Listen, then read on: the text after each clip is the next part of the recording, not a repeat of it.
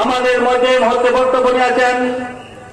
আজকে এই গণসমাবেশের বিশেষ অতিথি এক সময় তুপুর ছাত্র নেতা, কেন্দ্রীয় ছাত্র নেতা, ইসলামী আন্দোলন বাংলাদেশ কিশোরগঞ্জ জেলা শাখার সংগ্রামী সাংগঠনিক সম্পাদক মাওলানা শরীফুল ইসলাম। আসসালামু আলাইকুম ওয়া রাহমাতুল্লাহি ওয়া বারাকাতুহু। ইসলামী আন্দোলন বাংলাদেশ বাজিতপুর উপজেলা শাখা কর্তৃক আয়োজিত আজকের এই গণসমাবেশে সংগ্রামী সভাপতি, আজকের এই গণসমাবেশের সংগ্রামী প্রধান অতিথি, ইসলামী আন্দোলন বাংলাদেশ কিশোরগঞ্জ জেলা শাখার বিপ্লবী সভাপতি জননেতা হাফেজ মাওলানা প্রভাষক আলমগীর হোসেন তালুকদার, ইসলামী শ্রমিক আন্দোলন, ইসলামী ছাত্র আন্দোলন, ইসলামী যুব আন্দোলন সহ সকল দায়িত্বশীল বৃন্দ, আগত সমবেত ভাই বন্ধুগণ, শ্রদ্ধেয় ওলামা ইকরাম, সকলকে ইসলামী আন্দোলন বাংলাদেশ কিশোরগঞ্জ জেলা শাখার পক্ষ থেকে আন্তরিক শুভেচ্ছা এবং মোবারকবাদ জানাচ্ছি।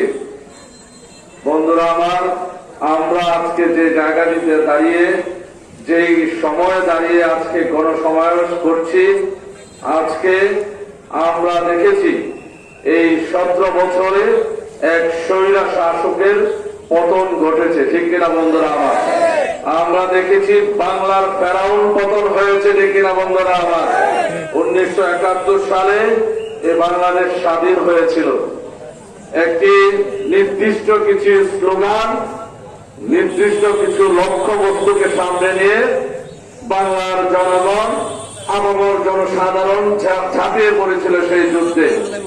সাম্য, মানবিক মর্যাদা, সামাজিক ন্যায় বিচার প্রতিষ্ঠা করার জন্য, ঠিক কিনা বন্ধুরা আমার? সেই স্বাধীনতার 52 বছর অতিক্রম করেছে। এদেশে দলের পরিবর্তন হয়েছে, এদেশে নেতার পরিবর্তন হয়েছে, বাবার বিদায় হয়েছে, স্বামীর বিদায় হয়েছে, স্ত্রী নেতৃত্ব গ্রহণ করেছেন, মেয়ে এদেশে নেতৃত্ব গ্রহণ করেছেন। কিন্তু কোন নেতা, কোন দল, কোন প্রতীক, স্বামী, স্ত্রী, মেয়ে কারো মাধ্যমে এদেশের আশা আকাঙ্ক্ষার প্রতিফলন ঘটে নাই, ঠিক কিনা বন্ধুরা আমার? 71-এ আপনারা জানেন, সাম্য, মানবিক মর্যাদা এবং সামাজিক ন্যায় বিচার প্রতিষ্ঠার জন্য লক্ষ লক্ষ মানুষ তাদের জীবনের তাজা রক্তটুকু রাজপথে ঢেলে দিয়েছিলেন। কিন্তু 52 বছর পরে এসে সেই 2024 সালে এসেও এদেশে বৈষম্য বিরোধী আন্দোলন করতে হয়েছে, ঠিক কিনা বন্ধুরা আমার? এটা প্রমাণিত করে এদেশে সাম্য ছিল না, ঠিক কিনা বন্ধুরা আমার? এই 52 বছরের ইতিহাসে যদি এই দেশে সাম্য থাকতো, মানবিক মর্যাদা থাকতো, সামাজিক ন্যায় বিচার থাকতো, 2024 সালে এসে এদেশের ছাত্র জনতা বৈষম্য বিরোধী আন্দোলন করতে হতো না, ঠিক কিনা বন্ধুরা আমার? কাজেই এই কথা স্পষ্ট, এদেশে যারা নেতৃত্ব দিয়েছে সকলেই ব্যর্থ, এদেশে যারা নেতৃত্ব এসেছে সকলেই ব্যর্থ হয়েছে। কাজেই আগামী দিনে মানুষ এত বুকার স্বর্গে বসবাস করছে না।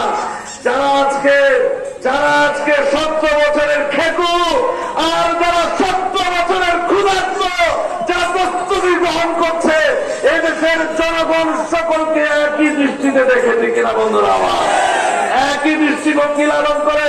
অতএব ইসলামী আন্দোলন বাংলাদেশ এদেশের আপামর মানুষের, আপামর জনতার দৃষ্টিভঙ্গি লালন করে এদেশে ইসলামী খেলাফত বিন হাদিন নবুয়া প্রতিষ্ঠা করার জন্য এদেশে রাজনীতি করে যাচ্ছে, ঠিক কিনা বন্ধুরা আমার? অতএব আমরাও এদেশের জনগণের দৃষ্টিভঙ্গির সাথে একত্রতা পোষণ করে আমরাও ফ্যাক্টরিং করতে বলি, খেকু আর ক্ষুধার্তদেরকে আমরাও সমান চোখে দেখি, ঠিক কিনা বন্ধুরা আমার? আমরাও খেকু আর ক্ষুধার্তদেরকে আমরাও ইসলামী আন্দোলন বাংলাদেশ একই চোখে দেখি ঠিক কিনা বন্ধুরা আমার? কারণ অতীতে আমরা দেখেছি, অতীতে আমরা সব কিছু পরীক্ষা করেছি। এদেশের নেতা নেত্রীরা বারবার পরীক্ষা দিয়েছে জনগণের কাছে, বারবার তারা পরীক্ষায় ফেল করেছে ঠিক কিনা বন্ধুরা? আমরা জানি ফেল করা ছাত্রদেরকে যোগ্যতার আসনে বসানো যায় না। 2024-এ এসে মেধাবীর আন্দোলন করেছে, অর্থাৎ মেধাবীদের করে একত্রিত হতে হলে মেধাবী ছাড়া হয় না ঠিক কিনা বন্ধুরা আমার?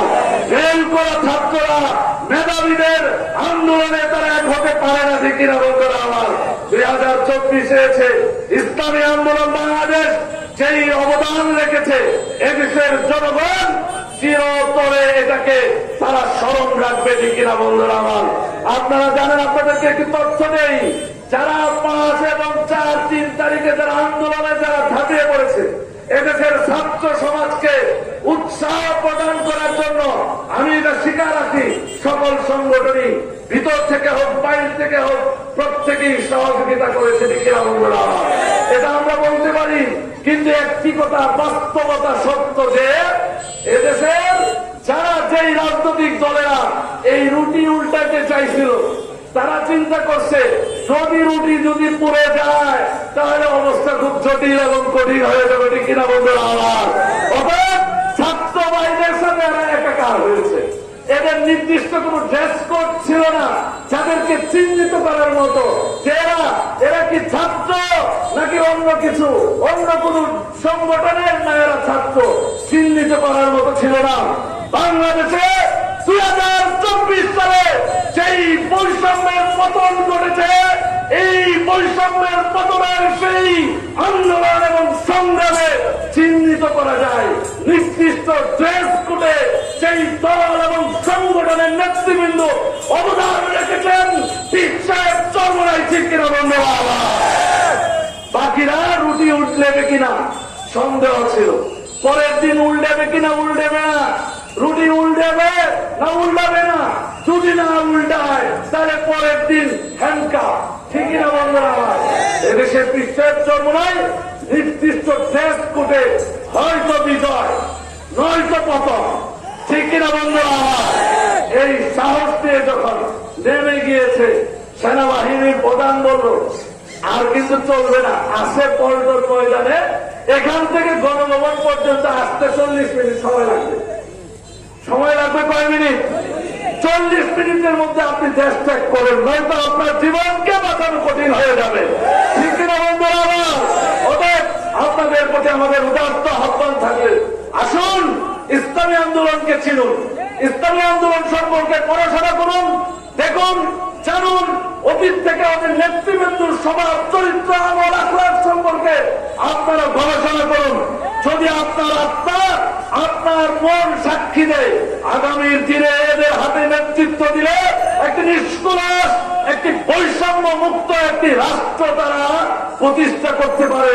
আপনাদের প্রতি তাহলে উদাত্ত আহ্বান জানাবো, আসুন ইসলামী আন্দোলনের দাওয়াত রেখে ইসলামী আন্দোলন বাংলাদেশের প্রতি আহ্বান জানিয়ে আমি আমার বক্তব্য এখানে শেষ করছি। ওমা আলাইনা ইল্লাল বালাগ।